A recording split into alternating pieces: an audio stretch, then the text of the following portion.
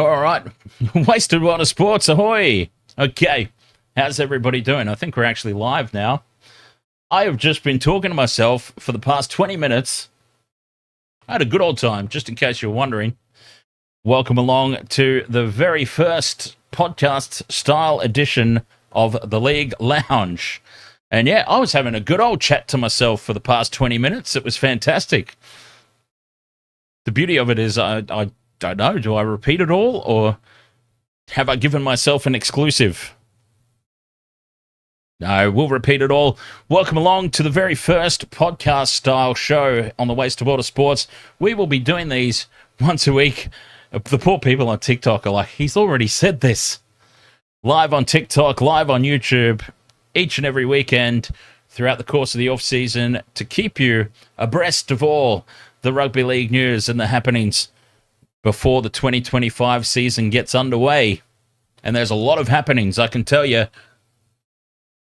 This week we shall be covering the Ben Hunt contract situation. Is it a goodbye for the Broncos? And does it mean goodbye to several other players on the roster, potentially? We'll also take a look at Laurie Daley as the Blues coach. Are the Blues doomed for season 2025? Will there be a new era of dominance for the Queensland Maroons upcoming? Or will it be a second time lucky for Laurie Daley as Blues head coach? We'll deep dive into that a little bit because I've got a theory. I've got a little bit of a theory. And for anyone who hangs out on the Discord knows I love my conspiracy theories. And I've got a little bit of a theory about the Blues coaching appointment.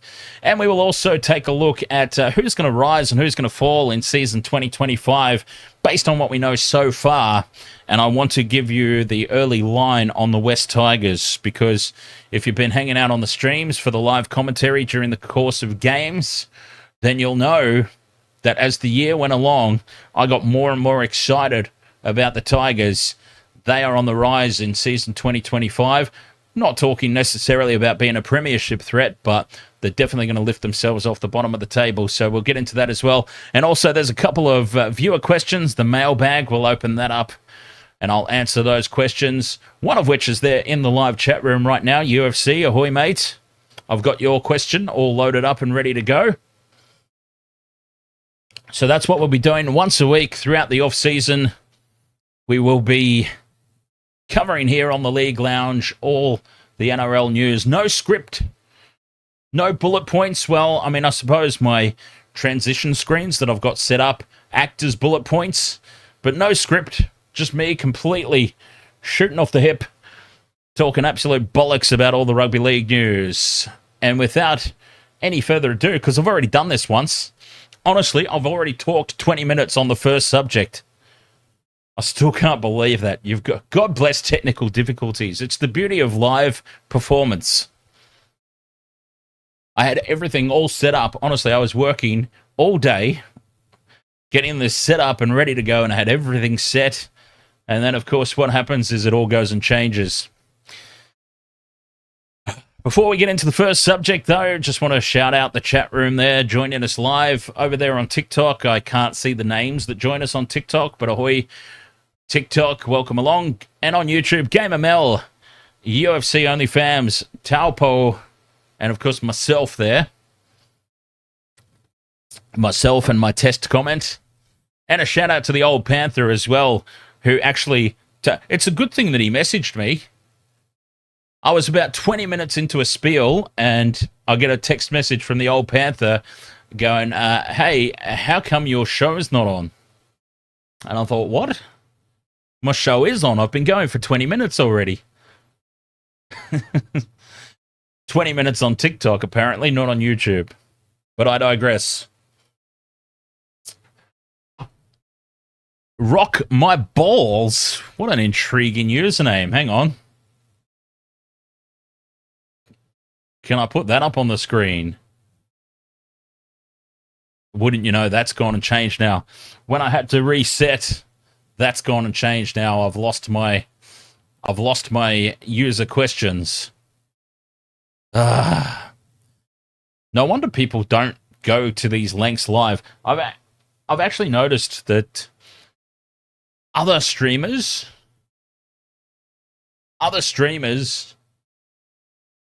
don't go to necessarily, and this is not a brag, by the way, before I say it, I'd just like to point out this is not in any way a brag, but just other streamers do not go to the lengths that I do in terms of screen setup and all that. There we go. Ahoy, Dan Jam. And I'm starting to understand why. Because things have a tendency to just not work, don't they? They can work all through testing, and then as soon as you hit that live button, boom. Rock my balls. It's just me, not new here. Is that you, Dan Jam, with a new username? Or is that Ivan Storm with a new username? Because the lightning bolt is still the same. Interesting. All right, without any further ado, let's get into it. Topic number one, which I've already spoken about for 20 minutes at length before I realised we weren't live. Ben Hunt is returning to the Brisbane Broncos. You might have heard the news. Ben Hunt is on his way back home to the Brisbane Broncos. Home.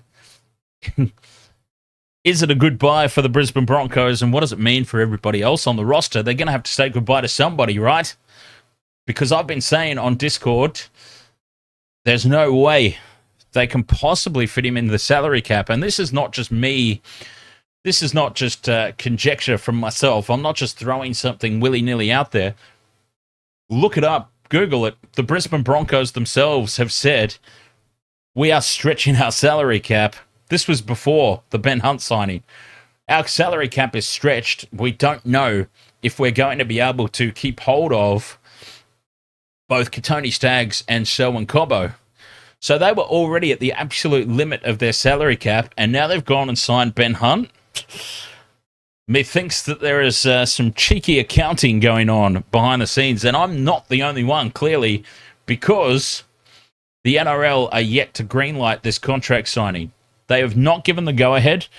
The salary cap auditors are all over them about this signing. They want to know the ins and outs of the deal. They want to know why Ben Hunt has turned down $1 million at the Dolphins to sign at the Broncos for under his going wage. That's what the NRL wants to know. That's what I want to know.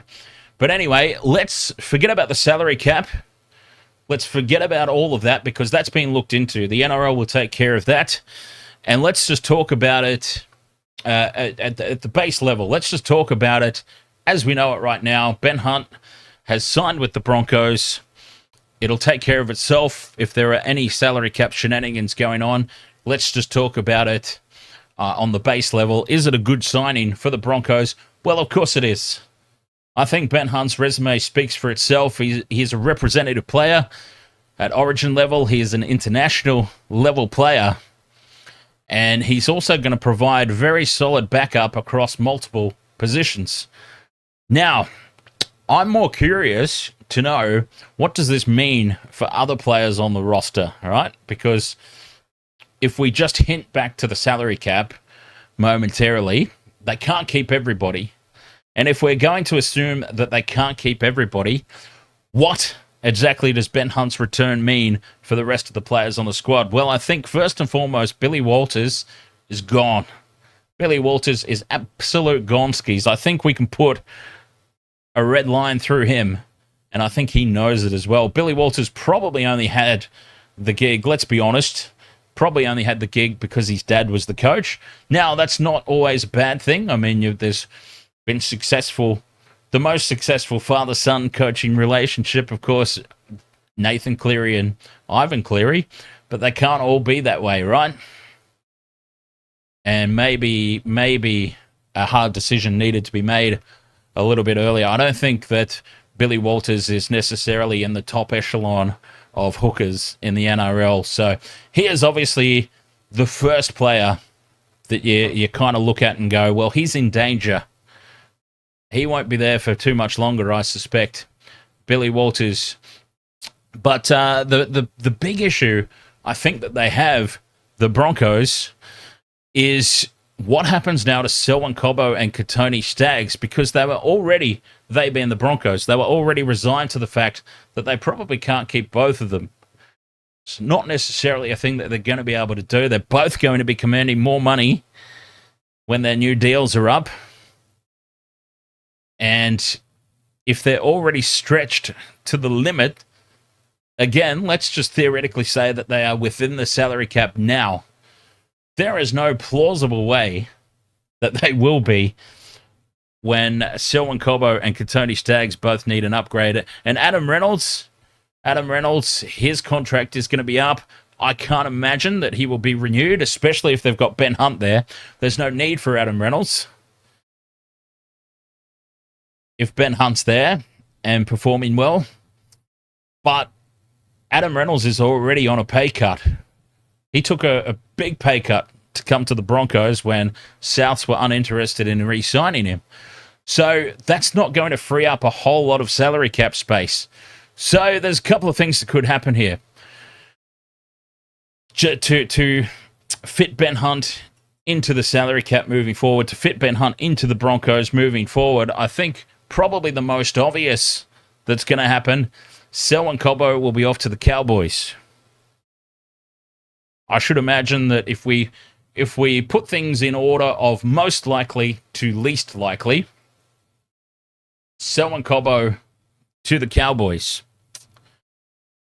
And if that doesn't eventuate, let's just say they re-sign Selwyn Cobbo, they're either going to have to talk him into taking a pay cut, and it's already been said by Cobbo's management, they'll be seeking upwards of $1 million. He's not getting $1 million at the Broncos. Let's be real about that. Cobbo will not get If Selwyn Cobbo gets given $1 million contract, they've just signed Grant Anderson as well, who's going to come in and play on the wing most likely, or in the centres. He can play centre or wing. I feel like the signing of Grant Anderson says to me the Broncos know they're going to lose one of Cobbo or Staggs. Cobbo to the Cowboys or Kotoni Staggs to the Roosters, because they have been hunting him for a good while. And since Ben Hunt did the backflip on the Roosters, funnily enough, they could actually come out of this on top in terms of, well, who would you rather? An aging Ben Hunt to come in and play the halves, which the Roosters don't need. They probably do in the short term, but long term, the Roosters don't need anybody in the halves. But picking up Kotoni Staggs, a representative level centre, that would be a good get for the Roosters. So if we go all the way back, let's spin all the way back to the initial question. Ben Hunt, is it a good signing? Short term, he is a very good buy for the Broncos, but digging a little bit deeper, unless they already know, unless they've resigned themselves to the fact that they are losing one of these two guys, there's no way that they can possibly keep hold of them both now that Ben Hunt is on the books. It's just not possible. And if they do, then I call shenanigans immediately. And of course, we do know that that's been looked at. The NRL is all over this contract situation, and they want to know how it's possible and why it's happening. Now, Rock My Balls says, what if Hunt turns things this season there to premiership winners? Okay, a very good question. A very good question. Let's make sure the question's actually on the screen properly there. There we go. Very good question there indeed. What if, let's be honest, I disagree with the bookmakers here. The bookmakers, as soon as Ben Hunt signed, the Broncos just shortened in their odds for the premiership this year. I don't see it that way because let's face it, they're not going to have their entire team on the park at once. I like the sounds of a Reynolds-Hunt halves partnership on paper, but, I mean, let's be brutally honest, Adam Reynolds is not going to play the full season. He's just not. It's not possible. His body has been breaking down on him for several years now. and there's no way that he gets through a full season. So Ben Hunt is a great pickup. He's there for replacements, though. He's there to replace Ezra Mam in the short term, and he's there to play hooker in the long term and to fill in for when Adam Reynolds falls over, busted. It's going to happen. But it is a very good question there, Rock My Balls. Very good question indeed, and well worth. Well, it wasn't really a question. Oh, yes, it was, I suppose. There's a question mark at the end of it. There is a question mark at the end of that.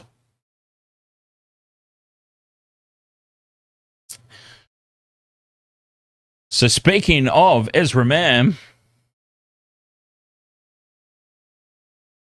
you have to be hiding under a rock to not know what's going on with Ezra Mam. This brings me to another possibility. So we've talked about Selwyn Cobbo to the Cowboys. We've talked about Kotoni Staggs to the Roosters. Here is the least likely scenario as to how they will be fitting Ben Hunt into the salary cap. It's possible, but it is the least likely of all scenarios. What if, right? What if somebody from the Broncos board has been in touch with, I don't know who they would get in touch with, so I'm not even going to speculate. But Ezra Mam has been a very naughty boy, as we know, and Ezra's got a court case coming up.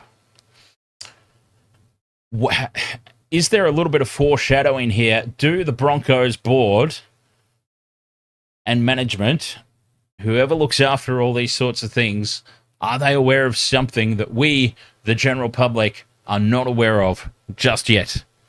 Is there something that they've been foretold that this court case could reveal where the NRL will have no choice? And I'm talking about the NRL, not the Broncos. The Broncos have made the decision to stand by Ezra, and look, that's their prerogative. They're allowed to do that if they want to.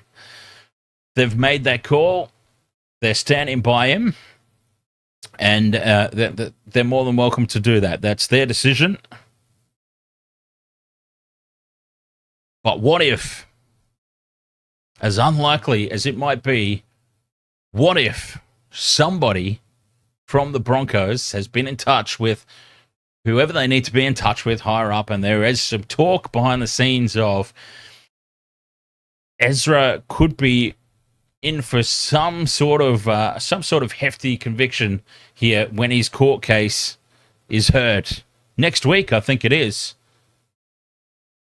I mean, we're probably only days away from finding out about this, and I understand it's a stretch, and that's why I've left it till last.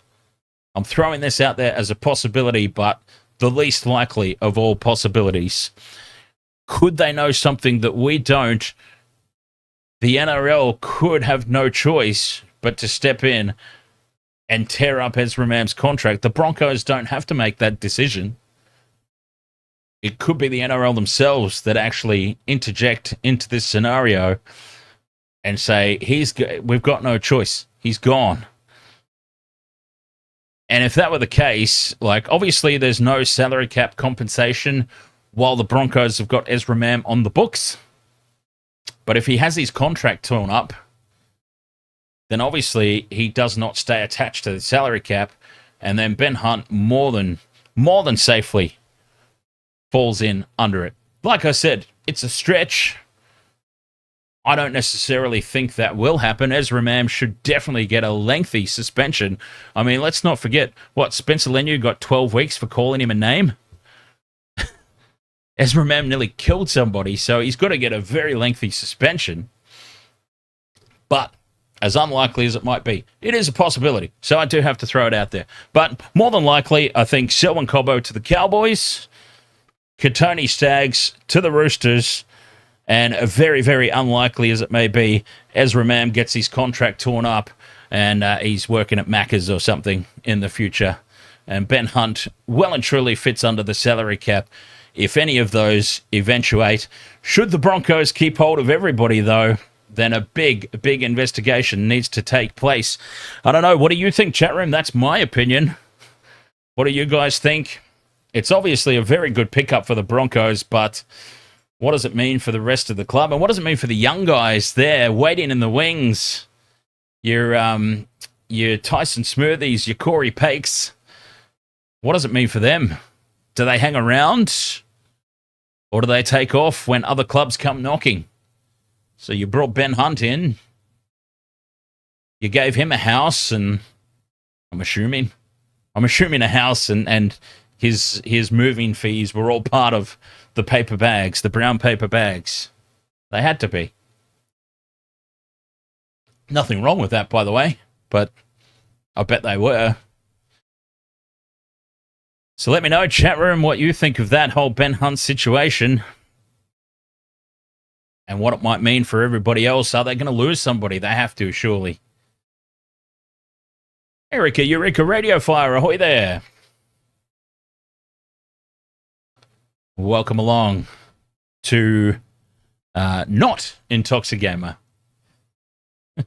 Don't forget, if you're new to this channel, everybody's new to this podcast. It's the first one that we've done. But if you're new to the channel, you can submit questions and topic ideas that you might like me to cover in the coming weeks. Either leave a comment on the video or send an email to dan@wastagesports.com.au.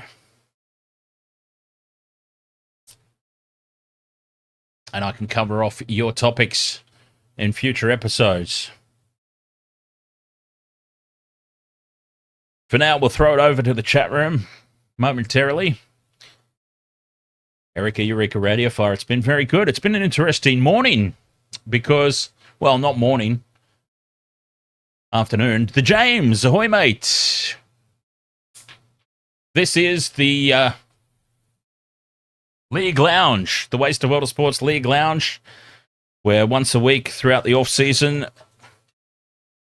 I'm just going to come and hang out and shoot the breeze with you all on all the rugby league news and happenings throughout the course of the off-season. And I started this episode number 1. I pressed go live, and off I was, chatting away to myself for about 20 minutes. 20 minutes I was hammering away to myself there, having a good old chat before I realized it wasn't even live. So I had essentially wasted all my time. All right, it pains me to do this, but we do need to do it. Laurie Daley has returned to the New South Wales Blues. Yikes. Are the Blues doomed for season 2025 in the State of Origin? It's official. Laurie Daley is back. He's been tried before and failed. I am still at a little bit of a loss as to why they've gone back to what didn't work. And the question has been raised, like Michelle's raised the question to me and other people have raised the question to me, well, who else was there? There were plenty of other options, and look, I'm not going to name them all. We've discussed it before. We've had conversations about Origin and who should coach previously. There's even a YouTube short about how hilarious I think it would be if Jeff Tuvey was coaching the Blues and Alfie Langer was coaching Queensland. That'd be a good lot of fun. Those would be some of the most epic press conferences ever. So my initial reaction to this news was, of course, doomed. It was all doom and gloom. I was a part of the bandwagon that basically said, well, congratulations, Queensland, on securing the 2025 State of Origin Shield before squads have even been announced, before a ball's even been kicked off. But have I overreacted? Have I overreacted to this news? Was Laurie Daley really that bad? After I've got over the initial surprise of the matter, shall we say? Was he really that bad? Okay. Laurie Daley coached from 2013 to 2017 for the New South Wales Blues. 15 games as head coach. He won 6 games. He lost 9. Had a 40% win ratio. But I think the 40% is not great, but I mean, 40% at origin level is probably not horrible either, in fairness. So that sort of led me to think, well, let's look a little bit closer into his reign as New South Wales coach, and let's just see. I mean, was it really that bad? The 40% win rate. Okay, we have to dig a little bit deeper. We've got to give the guy the benefit of the doubt here and dig a little bit deeper and go, okay, well, how many absolute shellackings were involved in that? Was he close on some of these series, or what? What happened? So if we have a look, 2013 to 2017, he coached, as I said. His very first game, so game 1 in 2013, the Blues got the win 14 points to 6. Okay, very good start. He then got a little bit of a wake-up call at Suncorp Stadium. All right, first game coaching, State of Origin, Suncorp Stadium. We know all about the myth of Fortress Suncorp. They got absolutely spanked to the Blues, 26 points to 6. And then it was decider time, going into his first ever decider. And Queensland pulled off a 12 points to 10 victory. So it was kind of close. It was kind of close in his first season there. They had 9 minutes to pull it out of the bag. They'd only scored 1 try in the opening 70 minutes of that match in the decider, which is, that's a little bit of alarming. A little bit of an alarm. 2014 was his second season. Again, the Blues have won game 1 in a close one, 12 points to 8. They've won game 2, 6 points to 4, another close one.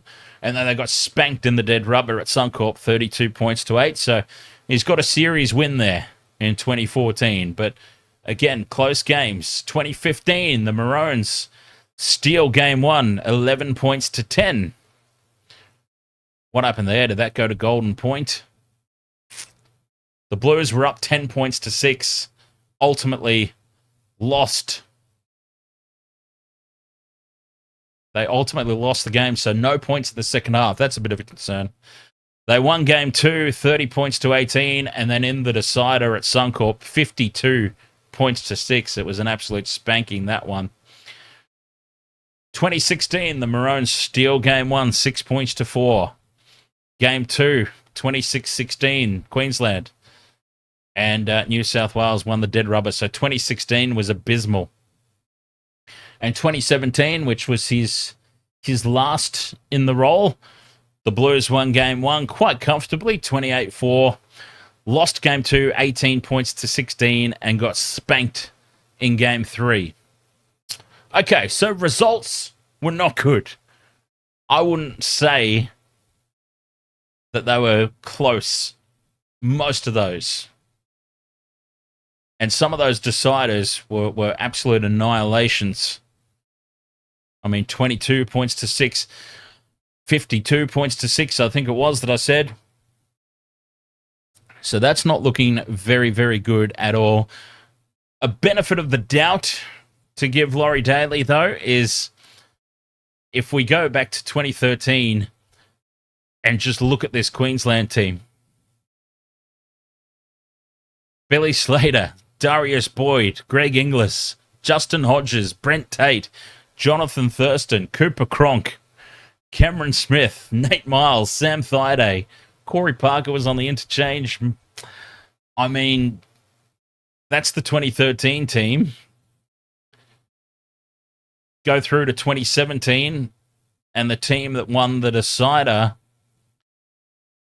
Billy Slater, Val Holmes, Will Chambers, Michael Morgan, Dane Gagai, Cameron Munster, Cooper Cronk.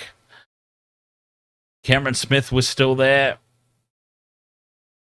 I mean, in fairness, he had 4 years of perhaps a generational Queensland team, a once-in-a-lifetime Queensland team. So there is that little piece of information. If you dive into it, on the surface, you look at his success rate as the coach and go, well, this is not looking good for the Blues. Queensland do not have that team anymore. And I'll give you another little nugget of information that might work in Laurie Daley's favour. And this also brings out the conspiracy theorist in me, because we love a good conspiracy theory. Craig Bellamy's been appointed an advisor to the coaching role. So Laurie Daley has been named the head coach, but he brings with him Craig Bellamy.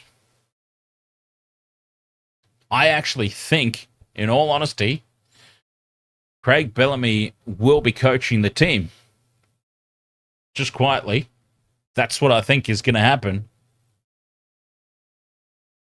Craig Bellamy is actually going to be coaching this team. Laurie Daley is just the face presented to the public. I mean, think about it like American politics. You know, Joe Biden was not running the country. Joe Biden was just the very, very sleepy and creepy face that was presented to the public. It was people, other people were calling the shots. And in the instance of the New South Wales Blues coaching role, Laurie Daley is the face, oddly enough, the very, very sleepy and creepy face presented to the public. But it will actually be Craig Bellamy. Honestly, I truly believe with all my heart, Craig Bellamy in that advisor role will truly be coaching the team. Because they can't just come out and name Craig Bellamy as the head coach. He coaches the Melbourne Storm. Can't do it. Can you? It's been a long time since a club coach has taken on an Origin gig. I don't know that there's... Correct me if I'm wrong, please, chat room. Correct me if I'm wrong, but I don't think there's any actual rule against it. Just doesn't happen. So Craig Bellamy, in my opinion, will actually be coaching the team. Laurie Daley is just going to be fronting the press. He'll be the face to the public. He'll be doing all the media. He'll be the one sitting in the coach's box. But it will be all Craig Bellamy's ideas. So as much as I thought that the Blues were completely doomed at the announcement of Laurie Daley as the coach, I'm starting to come around a little bit on this. Anyway, that's just my theory. I'm not suggesting that that's what's happened. I think that's what's happened. But what do you think, chat room? Very keen to hear your ideas as well. The James is asking a very good question as well. How can he work for the TAB and coach New South Wales? Well, he probably can't. He's probably going to be giving up that role with the TAB. He can still keep his role with the media. I mean, we've seen Freddie Fittler and Billy Slater do exactly that. So he can still keep his media gig, of course. But I think you're absolutely right there. His connections with the betting markets will surely be gone. Vincent Spears Music, ahoy! I've got your question locked and loaded and ready to go. I suppose we may as well jump into that while you're actually here. Because I did make a post on the YouTube channel a couple of weeks ago now, because it's taken me that long to get this all set up. But I did raise the question and said if there was anything that you wanted to ask, feel free to reach out and leave a comment. And if you've got any questions for future episodes, I'll be making other posts like that, I suppose. Or you can email dan@wastedsports.com.au. But we did get a question from Vincent Spears Music, who reached out via comments in the YouTube chat and asked me if I've ever been to a Sharks game live. Cronulla Sharks, of course. Have I ever been to one live? So, yes, I have. I've been to quite a few. Unfortunately, and for whatever reason, I've never actually been to a Sharks game at their home ground that I can remember. Growing up in Queensland did make that a little bit difficult. So I have been to many, many Sharks games. I don't think I've ever seen them win, to be honest. I mean, maybe they've won a couple of games against the Gold Coast when the Gold Coast were the Giants. But there's just something about Queensland, and the Sharks don't perform well here. So I'm struggling to think of any specific time where I've seen the Sharks win. Definitely against the Broncos. Anyway, I don't think I've ever seen them win at Suncorp or Lang Park when it was called Lang Park, or QE2 Stadium, I think it was, that the Broncos used to play at for a couple of seasons there. But I've never been to Shark Park. I've never seen a Sharks home game live, but I have been to see them many, many times, and I'm pretty sure they lost every single time. Maybe there was a win snuck in there while they were down the Gold Coast against the Seagulls or the Giants. And I've told the story a couple of times, actually. I've told both of these stories a couple of times on streams before, but for the benefit of this podcast-style show, and there might be a few new listeners that haven't heard these stories before, I still remember being a little traumatized when I went to see the Sharks play the Gold Coast down at Tweed Heads. So they were it was when Gavin Miller was playing anyway, so it was probably the Giants. The Gold Coast Giants was the name of the team, or the Tweed Heads Giants. No, I'm pretty sure it was Gold Coast. Gold Coast Giants, but they played at Tweed Heads. The old Panther took me down there to see it with my cousin. And that was back when you could still run onto the field at full time. The siren's gone. We've gone storming out onto the field. Gavin Miller, he was just lurking in midfield. He wasn't in a rush. See, what would happen is a lot of the speedy backs, they would just race off the field. As soon as the siren went, they would just bolt off the field to get away from all the people swarming the pitch. But poor Gavin Miller, one of the big forwards, he was just lurking around in midfield. He was in no hurry to get off there. Probably couldn't move any faster than he was. And here's little Dan's come running out, charging onto the field. And I've reached up to give him a pat on the back. And he's wearing those big shoulder pads that they used to wear back in the day, which, of course, they don't have anymore. But he's wearing the big shoulder pads. I've run up behind him, and I've given him a pat on the back.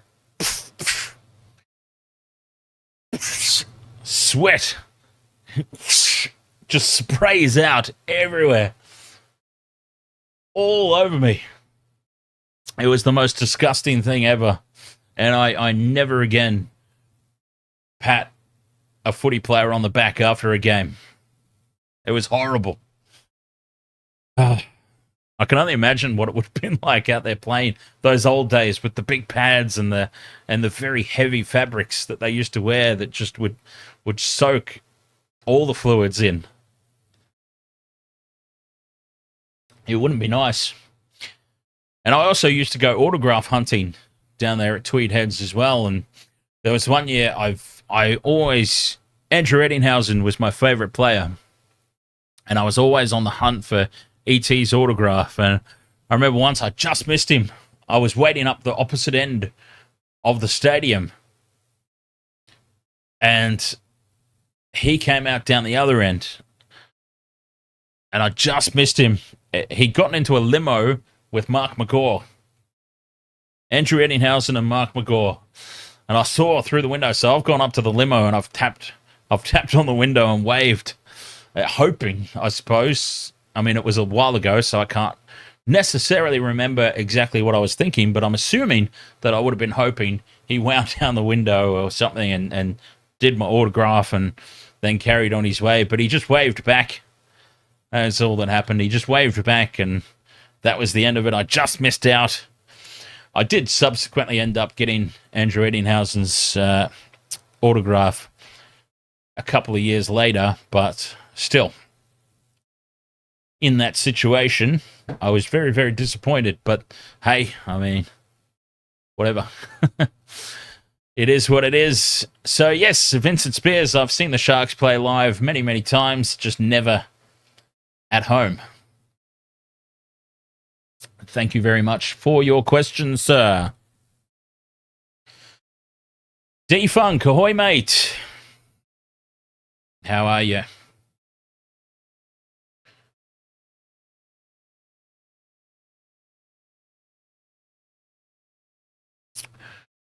Oh, here's news for you.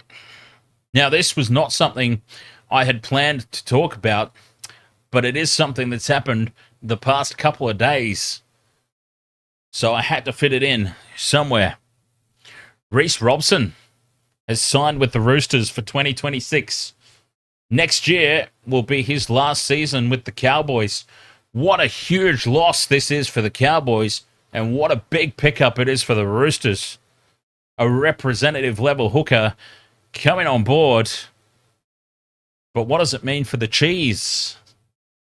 Cheese is going to be on the move. There's been whispers about the Roosters moving Brandon Smith along, and I think that this signing of Reece Robson pretty much, unless Brandon Smith is happy to go back into the role that he played at Melbourne. Obviously, Cheese played a replacement role where he could come in and spend some time in the middle, or he would just shift into hooker and give Harry Grant a spell. But I think the reason that he left Melbourne in the first place, I could be mistaken here, but I think the reason that he left Melbourne in the first place is because he specifically wanted more game time as a starting hooker, and he wasn't getting that at Melbourne. If he now has to share the role again with Reece Robson, is he going to want to stick around? But even before this signing, though, we had heard whispers that the Roosters were looking to move Brandon Smith along. I believe that he came out on the podcast with James Graham that they do, Jam and Cheese, I believe it's called. I think he did diffuse that rumor. But I'm starting to wonder, honestly. I'm starting to wonder because you don't pick up Reece Robson, and if you've got Brandon Smith at the club and want to keep them both, it just doesn't. Brandon Smith is not going back to playing a dual role, I don't believe. I can't imagine that happening. So where does Cheese end up if that's the case? Reece Robson, what a signing for the Roosters, by the way. That is such a good pickup. And because he can come in now, and no offense to Brandon Smith, he hasn't lived up to the expectation I believe the Roosters would have had for him. And by bringing Robson in, Connor Watson can stay in that roaming interchange role where he excels. They don't necessarily want Connor Watson shifting into a starting hooker role. They want to be able to have him floating around, roaming everywhere. So Cheese might be on the move. But where? I suppose the obvious, the Cowboys are going to be looking for a hooker. But I can't imagine Brandon Smith playing for the North Queensland Cowboys. My sneaky little suspicion is I reckon Wayne Bennett's been on the phone already. Cheese in a Rabbitohs jumper. Oh, wrong way. Looks good. I reckon Uncle Wayne's already been on the phone having conversations about what do we have to do to get you over here to the Bunnies. And it could just be the first signing of a very good roster rebuild happening over there. I think it'll be a good pick. The Roosters, not the Roosters, sorry, the Rabbitohs have lost Damien Cook, remember? Damien Cook's off to the Dragons. So there is a gaping hole at number 9 for the Bunnies. Wayne Bennett would be crazy if he hasn't already been on the blower and had conversations with Brandon Smith to try and get him over there to the Roosters, that's for sure. Cheese would be smiling for sure, D-Funk. I mean, the opportunity to be coached by the master coach. I mean, think about that. How's that for a talking point? Brandon Smith to be coached by Craig Bellamy, to then move to the Roosters to be coached by Trent Robinson, to then move to the Rabbitohs to be coached by Wayne Bennett. Wow. I mean, that is a masterclass of coaching. To be able to write a book at the end of that, all that would be left would be to be coached by Ivan Cleary. Now, where exactly that happens, who knows? But that is already a pretty solid little trio of coaches. Should it eventuate? By the way, I'm talking like it's happened. No, it hasn't necessarily happened. Look, that's my cheeky little suspicion. I think it will. I think he will be on the move, and the Bunnies will be laughing if they can pick that up. Okay, well, we've reached probably the halfway point here. So I'm going to have myself a very quick break, and we'll run some commercials and be right back for the rest of the topics that we've got lined up here. Thanks for being with us on the League Lounge, Episode 1. Be right back after this.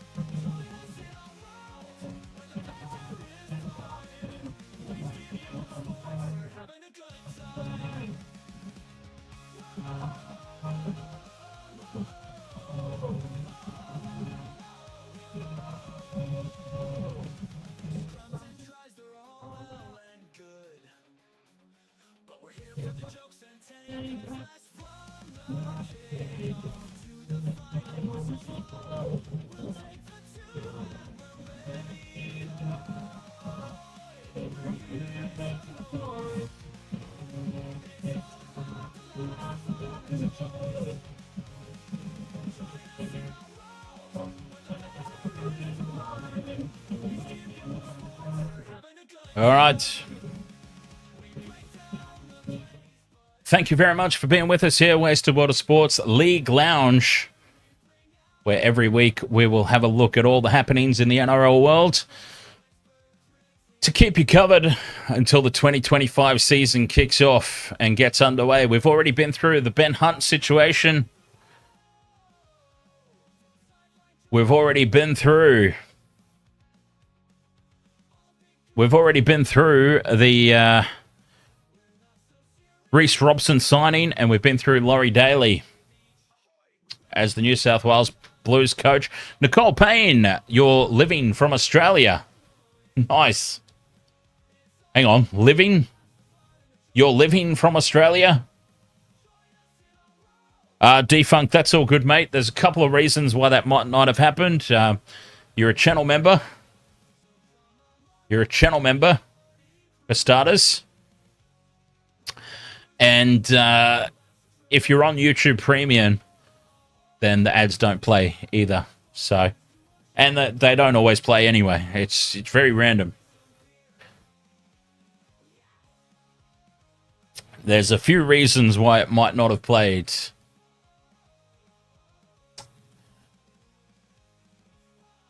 So, all right, welcome back.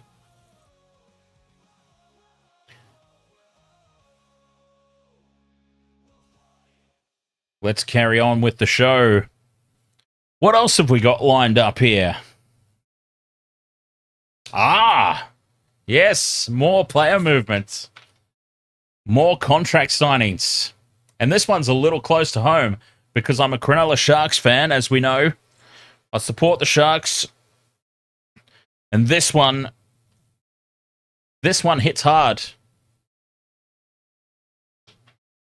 Daniel Atkinson has been scooped up by the St. George Dragons.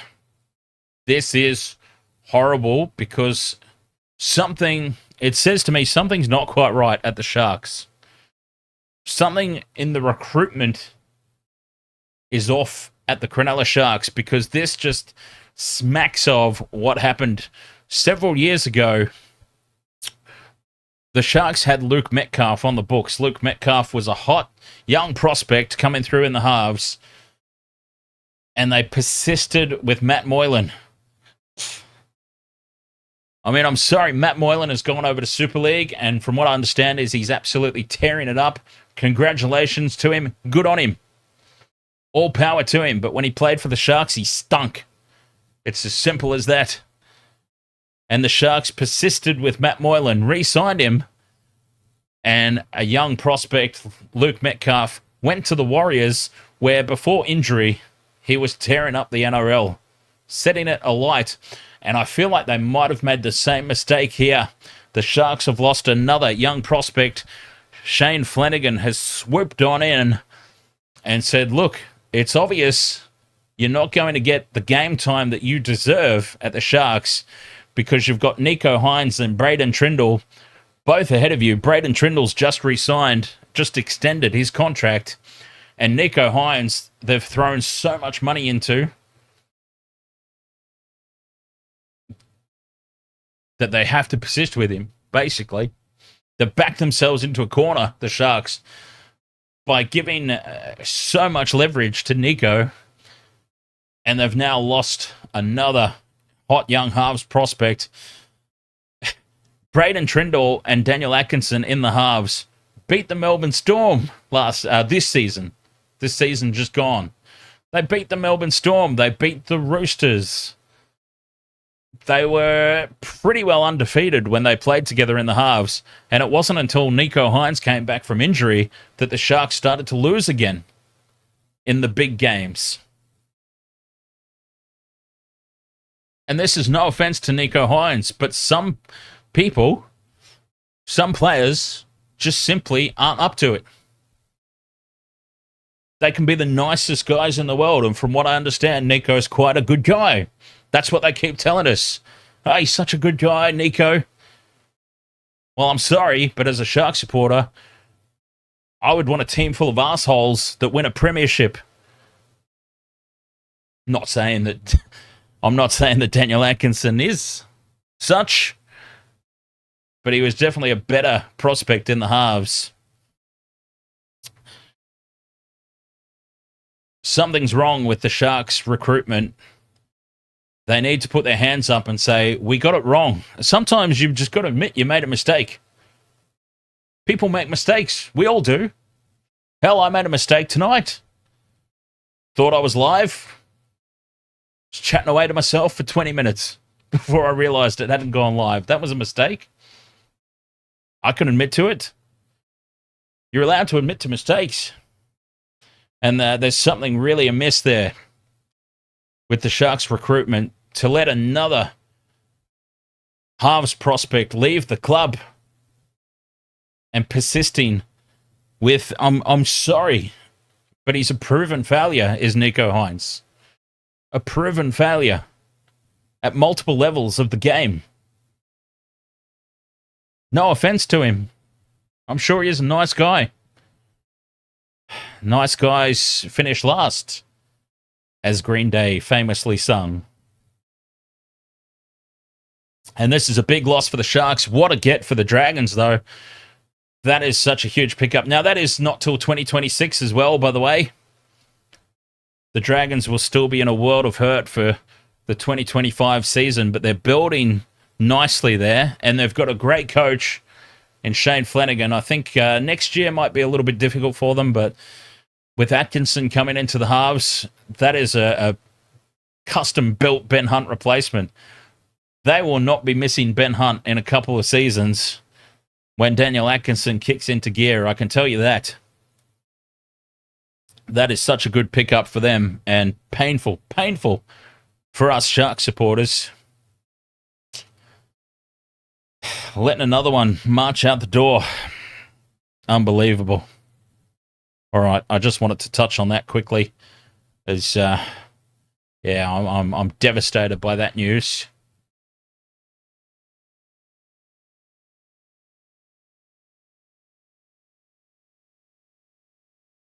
What else have we got? Oh, okay. Yeah, this is an interesting topic. Well, actually, before I get into that, let's go over to question number 2, because we do have another user question. This is from UFC Only Fams. And it's more of an essay than a question. I kid. We'll focus on the main part of it, and UFC is only he's interested here. UFC Only Fans is interested to know who do I have? Who do I like for the top 4 next year? So I thought to answer that question, I would do more of an overall, just my opinion based on what we know currently. Not necessarily focusing on the top 4, but who's going to rise and who's going to fall? Who are we expecting to do better? And who has the potential to just drop off? Rather than focusing on top 4, because top 4, I can answer that. I can hazard a guess. Well, 1 and 2 are set in stone, if you ask me. 1 and 2 will be the Storm and the Panthers. Take your pick as to which order they finish in. 3, 4, 5, 6, 7, 8. All the way down to about 13, I think, is up in the air. Next season is going to be one of the most competitive that we've had in recent years, in my opinion. The top 2, lock it in. The Storm will be very hard to beat. The Panthers are the Panthers. They've lost some players, but the stocks that they've got coming through, they'll be there again. At the very least, the Panthers make another preliminary final. At the very least.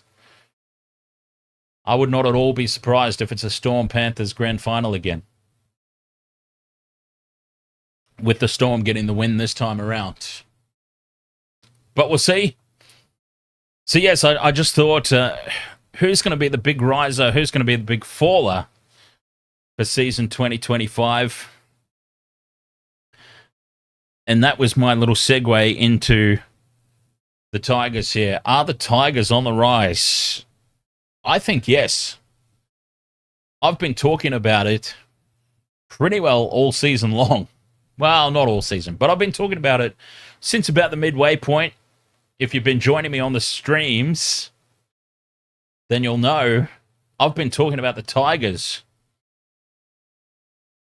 They are very, very good value for me to make the 8.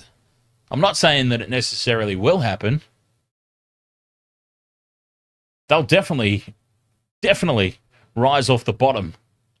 So if we're talking about who's going to rise, who's going to fall in season 2025, I think, in all honesty, no offense, but if you think the Tigers are in line for another wooden spoon, you're absolutely mental. I'm sorry. It's just the way it is. The Tigers are definitely lifting off the bottom of the table. How far off the bottom of the table do they lift? Well, look, on paper, they've got a squad more than capable of fighting for a top 8 position. Whether or not they do, look, that's up to them. That's up to Benji Marshall.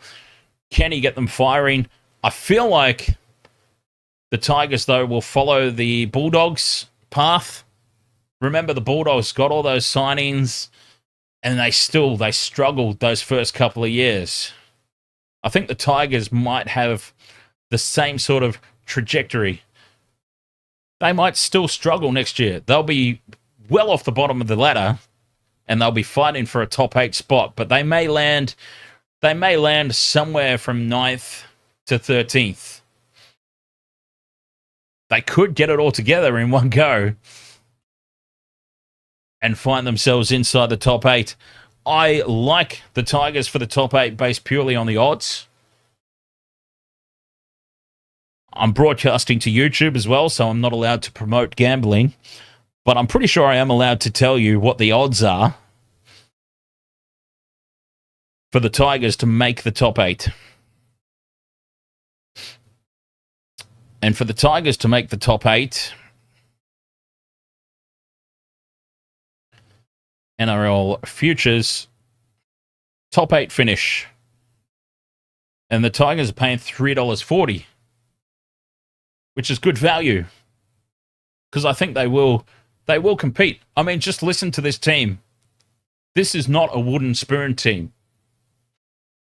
Jareen Buller, if he's fully fit, Jareen Buller was, if he did not win the Dally M Rookie of the Year a couple of seasons ago, he would have been very, very close. So Jareen Buller playing at fullback. They've got Sonny Taruva coming over from the Panthers to partner with Charlie Staines on the wing. Premiership wingers on both sides of the field. Now, they've also got Jarrell Skelton coming over from the Bulldogs. I think Charlie Staines will get first crack at that wing spot. Skelton is probably the better long-term prospect, but I think Charlie Staines will get the nod first. He's a premiership winning winger, for goodness sake. So it stands to reason that he would get first crack. So Sonny Taruva and Charlie Staines on the wings. Justin Olam is still there, I believe. Justin Olam and Adam Dewey in the centres, perhaps. Lockie Galvin and Jerome Luai in the halves. Lockie Galvin, the only potential pitfall, I suppose, for the Tigers, the pitfall for them in the halves pairing there is that maybe Galvin and Luai are a little too similar in that they both like to play completely ad hoc, off-the-cuff footy. There might not be a whole lot of structured play from the Tigers in 2025, and that could bring the whole thing crumbling down. But if it clicks, it's going to be very, very fun to watch, especially with Benji Marshall as the coach, like one of the masters of just free-thinking footy, not playing to any sort of structure. He's now coaching, probably not coaching to any sort of structure. It could be very, very impressive. And then you've got a forward pack led by Royce Hunt, who's coming over from the Sharks. Again, I go back. I was just talking about Sharks recruitment and retention and dropping the ball.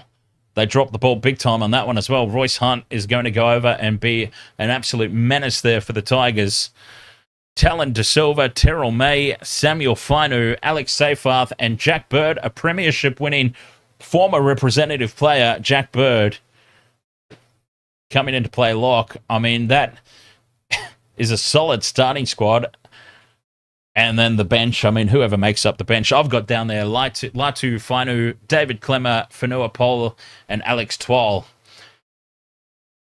I mean, some of those guys don't have superstar name value yet, such as Samuel Fainu and Fanua Pole, but they had great seasons in 2024. As a matter of fact, in terms of some key stats, which we won't deep dive into, but feel free to look it up for yourselves. But some key stats, a couple of those guys were actually better on paper than Payne in the Haas. And Payne Haas is arguably accepted as one of the premier forwards of the game. A couple of these guys outstats. They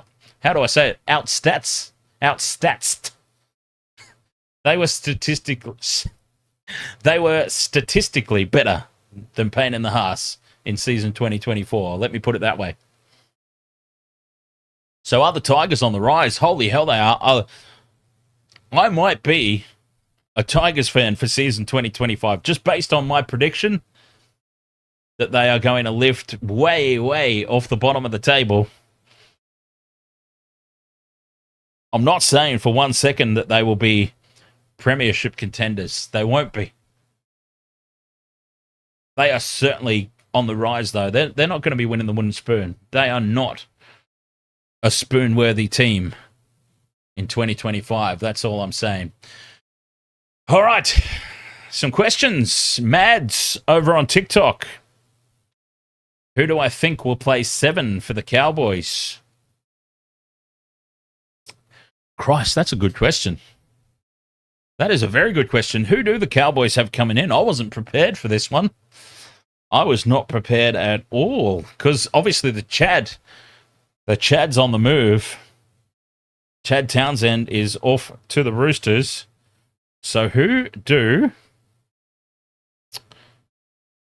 the Cowboys have?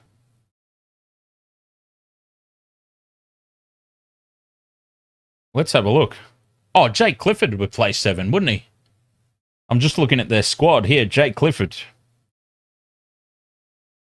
Because you wouldn't want to move Tom Dearden from 6. Yeah, well, okay. Well, there you go. That was an easy answer in the end. Jake Clifford. Ads on YouTube says Broncos could either be a juggernaut in 2025 or they will be a massive flop. I feel like either extreme is more likely than being a middle-of-the-table team. I have a tendency to agree with that, Ads.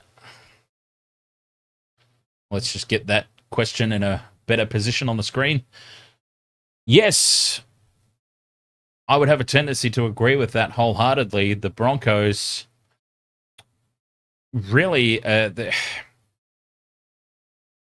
going to be an interesting start to this. Look, the stage is set for the Broncos, and this is something that I'll dive into a little bit more detailed next week, because one of the topics that I've got penciled in for next week is we're going to examine the draw, the 2025 season draw. Who are the winners and losers? Who's got the best run? Who's got the worst run? That sort of thing. But I can tell you that the Broncos have more home games once again, as they always do. The Broncos have got more home games than anybody else in the competition. So again, on paper, the stage is set for them to have no excuse for not making the finals.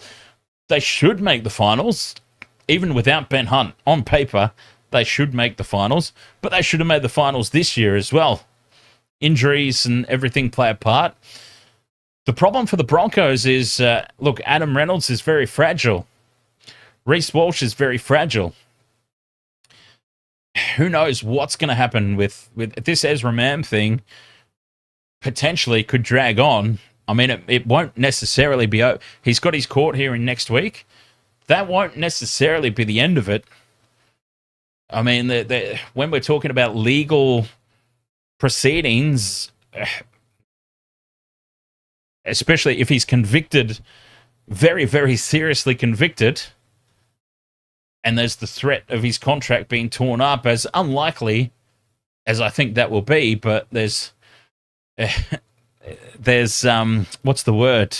There's appeals and appeals process and everything that can be followed. So it won't necessarily be over. This could drag on. It's got to be a distraction, right? Should it eventuate, should it play out that way, it would have to be a distraction. So it's going to be an interesting year for the Broncos. You've got Madge Maguire coming in, who's, I feel like Madge has missed an opportunity to really set a new standard for the Broncos. And just there's a lot of talk at the moment about how he's stamping out a lot of the rock star lifestyle. Like he's put you have to wear a shirt at training, for example, no sunglasses in the dressing room policy, like all these sorts of things that he's just come in and gone, well, there'll be no more of that and none of that, and wear a shirt. For goodness sake, put a shirt on, Reece Walsh, looking at you.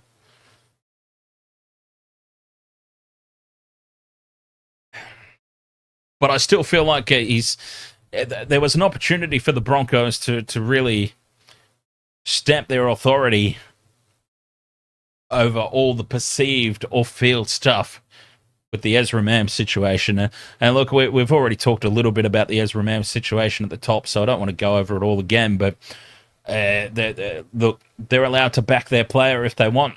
They're allowed to back their guy. It may come down to a fact where there's no choice. The NRL may step in, pending what happens in court. I don't think it will get to this point, as I said earlier. Don't think that it will eventuate, but should it eventuate, it would have to be a distraction. Ben Hunt coming in or not. As a matter of fact, Ben, we talked about that at the top of the stream as well. The first topic was the Ben Hunt situation and what that might mean for some of the young players that are on the roster that are now uncertain of a spot. Like, it might not be all smooth sailing for the Broncos. Either way, I don't think for one second regardless of everything else aside, the Broncos are not $9 third favourite to win the grand final in 2025. That is just ludicrous. Ludicrous sports bet. Ludicrous. There is no way that the Broncos are possibly third favourites behind the Storm and the Panthers. No, they're much further down, in my opinion. But that's just early odds. The early odds are prepared for, as I've said on Discord a few times, the early odds are just in preparation. The Broncos always get a lot of solid, casual betting support, and the bookmakers are just moving early to be prepared for that, I would dare say. So it's not actually an opinion on where they truly believe that they will end up. Defunk. Ahoy, mate. Defunk asks for my thoughts on the Warriors.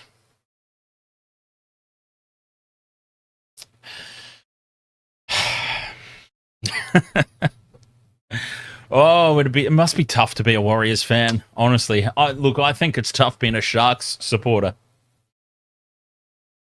And the Sharks are in for a little bit of a reality check in 2025 and 2026, in my opinion. But there's questions about the Warriors. Don't get sidetracked, Dan. Yes, the Warriors have obviously got a big pickup in James Fisher-Harris, premiership-winning forward, leader of that Panthers forward pack. That's a good pickup. Sean Johnson will be out the door, which is an opportunity for Luke Metcalf. That was a nice little segue. Things circled back around. Circled back around nicely. I was just talking about him a little earlier when I was discussing the Sharks. So Metcalf will feature heavily there in the halves for the Warriors. But they've lost Fanua Blake. Again, it feels like all these topics are just naturally intermingling. It's great. Fanua Blake, of course, is off to the Sharks. So Fisher-Harris in, Fanua Blake out. It's a bit of a like-for-like replacement in some way. I would say I would rather be up a James Fisher-Harris. As great a signing as Fanua Blake is, I think the Warriors have more than compensated for his departure, shall we say, with the signing of Fisher-Harris. Where do the Warriors land, though? I think the Warriors will be fighting for that last position in the 8th. I know, look, I've got a soft spot for the Warriors myself. And I know that there's a lot of Warriors supporters that subscribe to the Wasted World of Sports. So I'm sorry. I know that this is going to hurt, but it's just my opinion. I'm not saying it is fact. It's just my opinion that I think it might be a lean year for the Warriors. At most, battling for that 8th spot. They might sneak into the top 8. But even if they do, I can't imagine that they will trouble anybody. I know you the Warriors supporters, I'm so sorry. I know that you're all going to hate me for saying it, but yeah, I think it might be a tough year, 2025.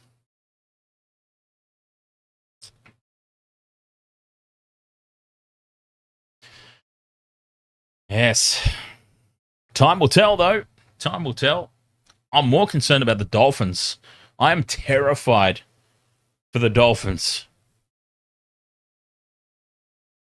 Wayne Bennett is on the move. We know what happens more often than not when Wayne Bennett leaves a club. And they haven't exactly stocked up. They haven't lured anybody across, really. They've lost some players. I'm very concerned about the Dolphins. They could completely fall off a cliff in 2025.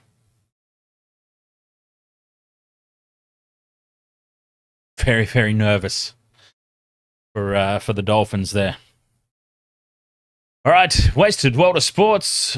Thank you so much for joining me here on the League Lounge, episode 1. If there's no more questions from the chat room, I shall take my leave. Very much appreciate you being part of it. It's been a lot of fun. It's been good to not have to call a game. It's been good to just be able to just talk random nonsense without being yelled at for going off kilter. Because you know how it is. I love to chat. I love a good natter away with the chat room.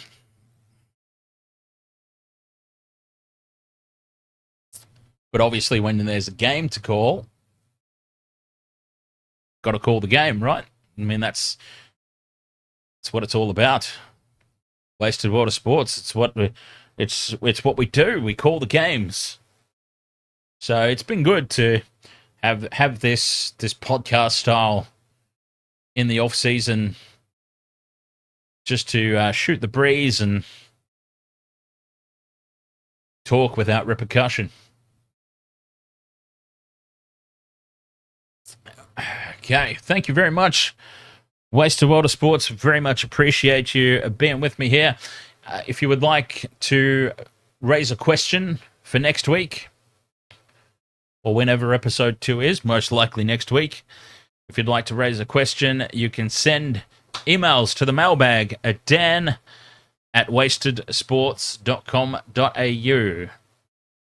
dan@wastedsports.com.au, or on YouTube, leave a comment on this video and we'll cover it in next week's show. Thank you so much for your company. Appreciate it as always. And we will catch you next time on the Wasted World of Sports League Lounge. Till next time, cheers.